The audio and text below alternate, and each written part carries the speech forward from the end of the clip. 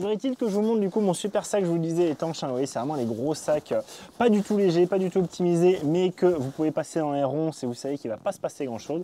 Donc là, c'est un Bridgestone. Je ne sais plus si j'avais acheté ou si j'avais gagné quelque part, je sais pas, dans une convention, un truc comme ça, enfin, qu'on me l'avait filé ou j'avais gagné, enfin, j'en sais rien. Bref, toujours est-il que ça, ce genre de truc, ça va très bien. Vous les trouvez sur Amazon, je vous foutrai un lien. Vous trouvez des trucs comme ça sur Amazon. Vous savez, c'est des qui se rollent du coup, donc on a un clic et après ça se rolle. Et pour faire l'étanchéité, il faut le rouler 3 fois. Normalement, il faut l'enrouler 3 fois. Il faut faire 3 tours en gros. Et donc je le sors. Et juste pour vous le montrer, alors c'est vraiment rien de palpitant, c'est un duvet des plus basiques de chez Decathlon. Enfin non, c'est un duvet des plus basiques pour de la rando, sachant qu'il est de chez Decathlon et que quand même par contre la chose qu'il a par rapport à plein d'autres duvets Decathlon, c'est que déjà il est en il est en plume, d'accord, il est en duvet, il n'est pas en synthétique, qui est donc plus chaud une fois qu'il est bien gonflé, s'il est bien entretenu, etc. Donc par exemple je ne stocke pas tout en boule, hein, je stocke dans une assez grosse caisse où il peut plus respirer. Et donc justement un duvet, en particulier un duvet en duvet, un vrai duvet, d'accord, un sac de couchage en duvet, il faut justement le laisser, essayer de le regonfler, le laisser respirer avant de l'utiliser. Donc ça c'est quelque chose que j'aurais dû faire dès mon arrivée, à vrai dire, hein, dans le refuge, j'ai été très bête. Donc là c'est pas très grave, mais je vais quand même essayer de le laisser un peu se regonfler, reprendre du volume, reprendre de l'air, voilà. C'est vraiment en fait ce qui fait l'isolation hein, dans un duvet en duvet, c'est les plumes qui reprennent de la surface et qui regonflent dans l'air, et c'est ce mélange duvet-air qui fait qu'on a l'isolation. Si notre duvet est tout compacté et tout tassé, on n'a aucune isolation, et c'est bien pour ça qu'en fait sur le côté où on dort, le côté où on est posé dessus, l'isolation est très mauvaise, que le duvet est tout compact, et c'est pour ça qu'il faut justement en particulier, enfin entre autres, et le fait que le sol soit froid et qu'il y ait de la conduction, mais c'est une des raisons qui font qu'on ait besoin d'avoir un matelas pour s'isoler. Et donc, il est en duvet, donc c'est un duvet en duvet, et je vous l'ai dit, il est rectangulaire, d'accord. Ce qui fait que moi, je peux mettre mes jambes et un peu écarter mes jambes sans être tout engoncé. J'arrive à mettre de côté. C'est pas comme un sarcophage où il faudrait tout tourner, où je peux pas vraiment décaler mes genoux, mes jambes, et ça m'emmerde beaucoup. Je peux pas faire l'écart avec mes jambes. Là, je peux le faire. Je suis un peu serré, je préférerais plus large encore, mais on va pas pousser mes mains en rando. Mes sacs de couchage synthétiques que je prends quand je vais dormir, par exemple, quand je vais au ski, des choses comme ça, je prends par contre des choses beaucoup plus larges, ou quand je vais chez des amis, des choses comme ça, mais c'est parce que je m'en fous de le porter, c'est dans la voiture, et donc le machin il a beau être gros comme ça, l'arrondi a beau être gros comme ça, d'accord, ça ne me dérange pas vu que c'est dans la caisse. Là évidemment je peux pas transporter ça, et donc lui je crois qu'il est donné pour, alors c'est un assez vieux hein, mine de rien, donc je sais même pas s'il existe encore, mais je crois qu'il est donné pour 10 degrés. Bon alors, cette nuit il doit faire 15 degrés dehors, mais je suis en intérieur, et en plus j'ai des couches, des surcouches, donc voilà, je suis pas très inquiet. Et l'avantage, un autre avantage hein, quand même du truc rectangulaire, c'est une des raisons aussi pourquoi je l'avais pris. En fait j'en ai deux, et je les avais pris parce que du coup, alors faut faire gaffe pour que ce soit bien, que ça se mette bien, mais souvent il y a en fait un gauche, un droite, mais on peut les coupler. On peut du coup en mettre deux ensemble, et on a un double sac de couchage, enfin du coup un sac de couchage deux personnes si vous voulez, où on peut rentrer avec son chéri ou sa chérie. Donc ça c'est cool, et du coup bon ici il a un petit fil hein, pour pouvoir venir serrer si on veut vraiment s'enrubanner dedans au niveau du cou par exemple. Bon, moi j'ai gardé mon cache-cou, je suis une petite frileuse donc je le garde, et voilà c'est à peu près tout. Il tient quand même bien chaud je trouve. Alors j'aime pas du tout la matière dedans là, cette matière, enfin c'est la même matière qu'à l'extérieur du coup. Ça là, moi je suis comme un porc là-dedans si je suis directement. Alors normalement je dors à poil, hein. Je l'ai fait une fois en fait, une des premières fois où je l'avais, quand je partais au ski, j'avais pris lui. C'était une horreur, mais une horreur. J'ai sué, ça collait, c'était dégueulasse. Après du coup j'avais acheté sac de soie parce que j'avais lu que c'était le mieux niveau rapport poids, et du coup avoir un truc qu'on puisse laver facilement, etc. Donc effectivement ça pèse pas trop, etc. Mais je sais pas pourquoi, mais moi la soie c'est pareil, ça me fait transpirer de ouf. Je déteste ça, la matière sur moi ça me colle, c'est dégueulasse. Donc du coup ce que j'ai trouvé de mieux en tout cas pour quand je pars en rando, c'est d'avoir directement mon fut technique, hein. C'est un fut de ski technique, c'est je crois que un caleçon, on appelle ça un caleçon technique, vous savez, hein, une première couche, et pareil en haut, hein, je mets une première couche technique manche longue, et voilà, et là je sais que du coup je vais pas être en contact de ces tissus bizarres et que ça va bien le faire. Donc voilà, pareil pour les pieds, je mets des chaussettes et comme ça j'ai aucun contact de la peau vis-à-vis de ces tissus bizarres qui me font encore plus suer que d'habitude.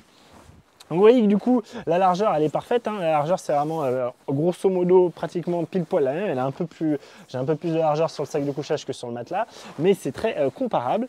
Et niveau oreiller, ce que je fais en fait c'est que je vais prendre justement ma doudoune. Alors si je crève de froid, je remettrai ma doudoune et du coup tant pis, j'aurai pas d'oreiller. Mais ce que je fais c'est que je mets ma doudoune un peu en boule, c'est quand même bien amortissant.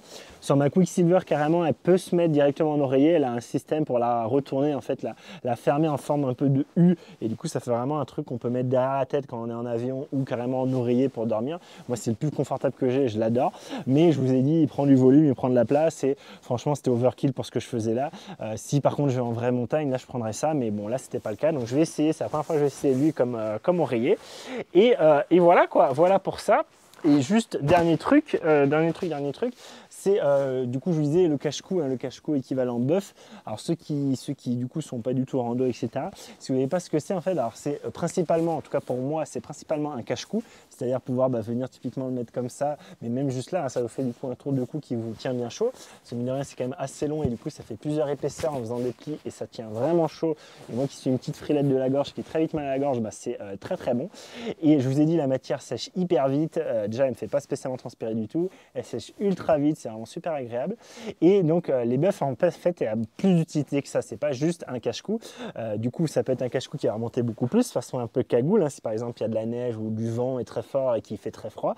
Du coup, hop, si je le mets comme ça, vous voyez, là comme ça, je vais pouvoir passer pour un ninja, cambrioler une banque et surtout me protéger le nez, la bouche et pratiquement les oreilles. Car oui, on peut continuer à aller plus haut. Hop. Alors là, avec les lunettes, c'est pas pratique, mais vous voyez que du coup, maintenant, je protège, grâce à la longueur, à la fois mon cou, ma nuque, hein, tout le cou, mon nez, ma bouche, plus ses oreilles et une partie de la tête, d'accord? On peut même un peu aller un peu plus loin. Bon, après, ça commence à être un peu inutile, mais voilà. Donc ça, c'est une autre utilisation du cache-cou, hein, du bœuf, ou du pag, ou de ce que vous voulez. Hein. Chaque marque a son nom. Enfin, le truc le plus connu, c'est bœuf. Et la dernière truc, certains le font, moi je le fais pas du tout, parce que j'ai jamais froid, j'ai pratiquement jamais froid aux oreilles, c'est de le mettre en espèce de bandana comme ça. Alors, soit en faisant plusieurs couches ou pas, soit en faisant un espèce de chouïoui sur la tête, mais il y en a qui du coup juste pour avoir chaud, pour avoir pas froid aux oreilles, se le mettent comme ça, la tête et les oreilles. Je crois qu'il y en a qui le doublent aussi, il y en a souvent donc qui font un nœud en haut, et il y en a sinon ils le doublent pour avoir du coup double épaisseur au niveau ici de la tête et des oreilles. Donc voilà le truc bœuf, hein, ce principe bœuf, c'est vraiment du multi-usage qui va bien, ça pèse pas lourd, c'est pratique, ça peut bien arranger pour plein de choses. Et du coup, c'est quelque chose que je vous conseille énormément. Et le petit forcat là de chez Decat, je crois qu'il coûte 5 balles, un truc comme ça, ou 3 balles. Donc c'est vraiment pas cher. Alors bon, c'est qu'un bout de tissu, vous allez me dire, mais le matériau est vraiment super agréable. Moi, j'ai plein d'autres. Moi, j'ai pour le ski, j'ai des cache-cous picture avec une cagoule intégrée assez bien faite où on peut la mettre et l'enlever facilement sans que ça gêne. Je préfère le matériau de lui. Le picture, en fait, à l'intérieur, il est un peu en polaire. Et du coup, il est plus doux, il est plus confortable. Et l'extérieur est plus en quelque chose de plus résistant à la pluie, à la neige, des choses comme ça, mais il va sécher, il sèche moins vite que lui par exemple. Lui il sèche super vite pour tout ce qui est sûr et tout, je préfère largement lui. Et donc voilà, je ne saurais que trop vous conseiller un petit pag, un petit bœuf de chez Decathlon.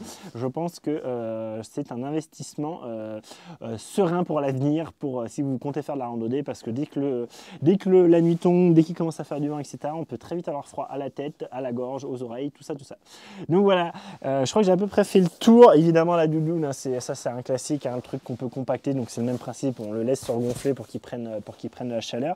La doudoune, c'est un classique. Éventuellement une polaire, moi c'est un équivalent de polaire que j'ai. Du coup, en fait, l'avantage c'est qu'il est complètement zippé, ce qui fait que je peux vraiment le laisser complètement ouvert et avoir juste donc les bras et un peu d'aération. Et si je veux, je le ferme, il remonte un peu dans le cou.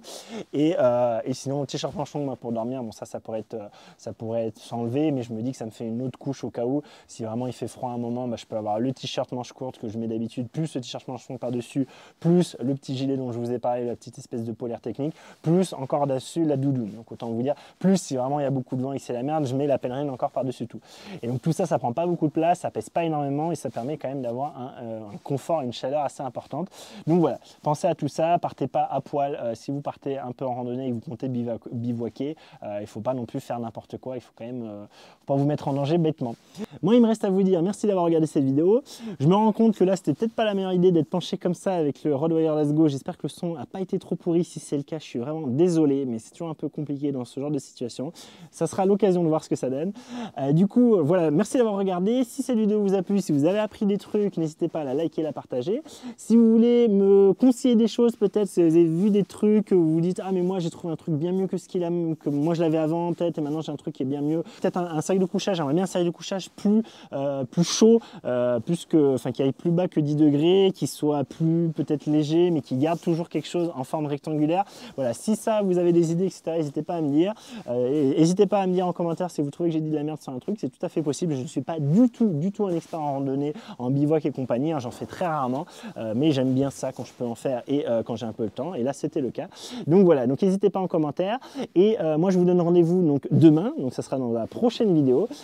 Du coup on va sur faire du drone, on va sur essayer de trouver des petits insectes dans la forêt, et je vais vous décrire tous les intérêts de cette forêt, de la forêt de la Massane, qui est une forêt plus que ça, beaucoup plus que centenaire, qui est une très vieille forêt, je sais plus exactement, enfin je regarde du coup, mais qui est une très vieille forêt et qui a des particularités. Je vous dirai tout ça demain. Si vous voulez voir ça, abonnez-vous, activez la petite cloche, et moi je vous dis encore une fois merci d'avoir regardé, et à très bientôt pour une prochaine vidéo.